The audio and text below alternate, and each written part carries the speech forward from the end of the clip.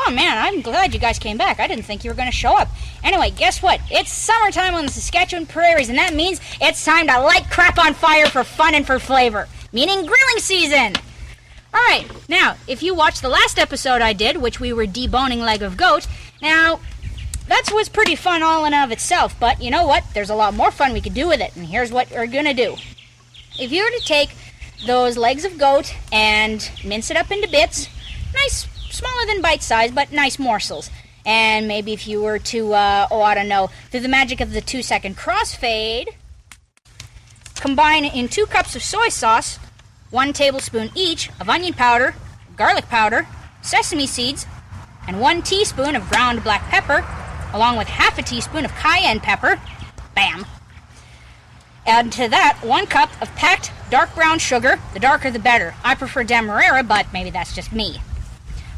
Then 1/4 cup of sesame oil. I almost never measure this stuff. It's pretty healthy for you.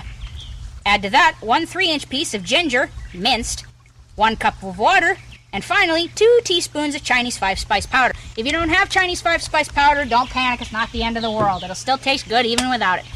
Now, if you were to, say, leave that in your fridge overnight, and maybe add, if you do choose to leave it overnight in your fridge, add another cup and maybe 1.5 cups of water just to offset any oversalting of the meat, and then you were to, say, run them on wooden skewers that you've taken the liberty of soaking for an hour, you might have something that looks like this. Good, isn't it? Yeah, there's other hunks and chunks we're going to cook, but hey, get back here. Those are going to come in their own time, okay? Let's just focus on the star of the show. Alright, now, what could we possibly do with these tasty, delicious, meaty little morsels? Well, out here in Saskatchewan, that would be grill that goat! Grill that goat! Yeah, you could grill the goat, but you know what? There's a good bit of sugar that was in that marinade / brine we made, so you know, there's a pretty good chance it could stick to the grill grates, and let's face it, that's not tasty. So you know what? Let's just pause for a moment, and we will take a look at some samples of traditional, real street food, classic Indian street food of skewered goat. Yeah, looks good, doesn't it? Even yakitori, traditional Japanese skewered chicken, is pretty dang good stuff. But you know what's missing from this? Grill marks. That's right.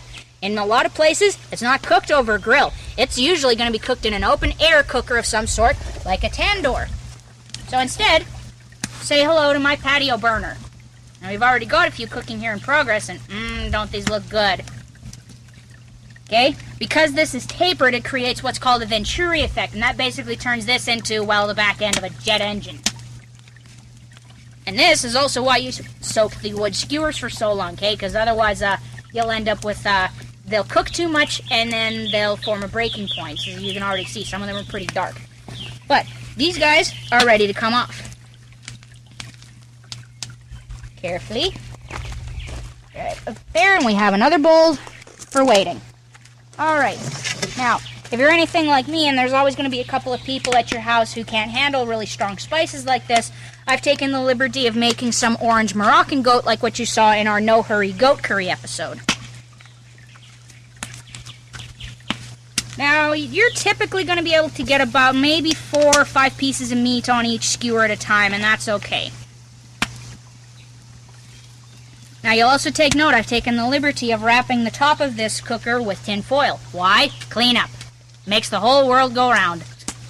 Alright, now, if you're curious as to how to cook the vegetation, basically just the same way. Once it's charred and smoky and soft all the way around, it's done.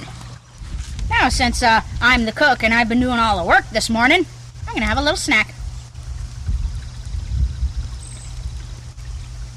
Yes, of course, this is going to be my skewer. Duh. And I'll tell you right up front, even if this is leg meat, this is pretty frickin' tender stuff. You know what?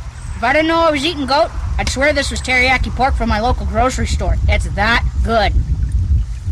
Anyway, this is Anna Maria from Diary of a Goat Lass. I hope you enjoy this as much as I am. God bless. Later, taters.